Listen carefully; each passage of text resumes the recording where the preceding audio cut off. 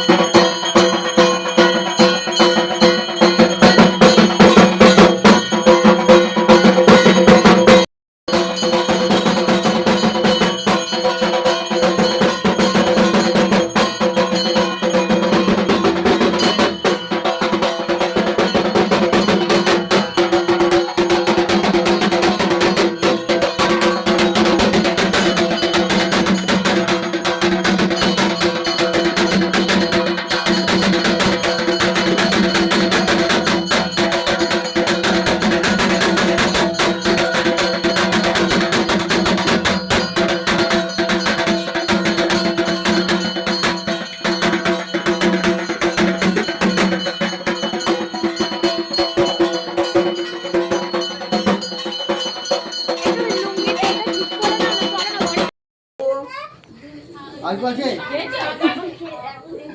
না চলো